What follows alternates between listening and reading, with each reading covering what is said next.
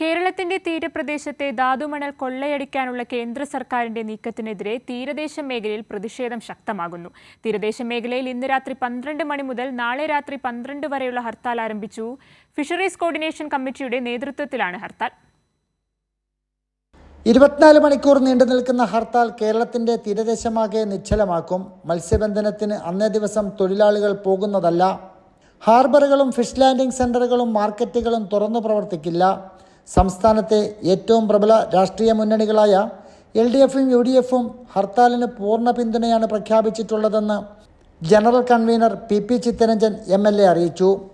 മനുഷ്യനെ പോലെ ജീവിക്കാൻ കഴിയുന്നില്ലെങ്കിൽ പിന്നെ എന്തും ത്യജിക്കുവാൻ തയ്യാറാകുന്ന ഒരു മാനസികാവസ്ഥയിലേക്ക് മത്സ്യത്തൊഴിലാളി സമൂഹം എത്തിച്ചേരും.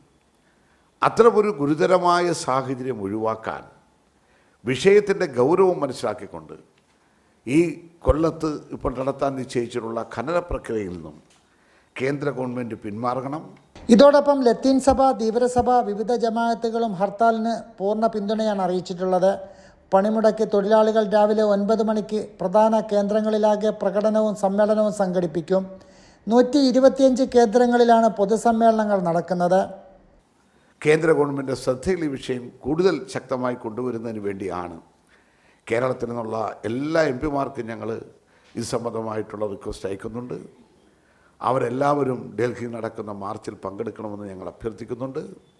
അവരെല്ലാം പങ്കെടുക്കുമെന്ന് തന്നെയാണ് ഞങ്ങൾ പ്രതീക്ഷിക്കുന്നത്. മത്സ്യാനുബന്ധ മേഖലയിൽ പണി ചെയ്യുന്ന തൊഴിലാളികൾ, സംസ്ഥാനത്തെ fish merchant association, ice factory ഉടമകളുടെ സംഘടനകൾ, ബോട്ട് ഓണേഴ്സ് സംഘടന ഇവരാകെ സമരത്തിന് പൂർണ്ണ പിന്തുണയാണ് പ്രഖ്യാപിച്ചിട്ടുള്ളത്. കടൽമണൽ ഖനനത്തിനെതിരെ സംസ്ഥാന സർക്കാർ ശക്തമായ വിയോജിപ്പ് കേന്ദ്ര ഗവൺമെൻറ്റിന് രേഖാമൂലവും നേരിട്ടും അറിയിച്ചിട്ടുള്ളതായും ചിത്തരഞ്ജൻ പറഞ്ഞു. ജനവികാരം കണക്കിലെടുത്ത് ഗുരുതരമായ പാരിസ്ഥിതിക പ്രശ്നങ്ങൾ സൃഷ്ടിക്കുന്നതും മത്സ്യബന്ധന മേഖലയെ പൂർണ്ണമായും ഇല്ലാതാക്കുന്ന കടൽമണൽ ഖനന നടപടികൾ റദ്ദ് ചെയ്തില്ലെങ്കിൽ കൂടുതൽ ശക്തമായ സമരപരിപാടികൾ നടത്തുവാൻ കേരള സ്റ്റേറ്റ് ഫിഷറീസ് കോർഡിനേഷൻ യോഗം ചേർന്ന് തീരുമാനിക്കുമെന്നും MLA മുന്നറിയിപ്പ് നൽകി.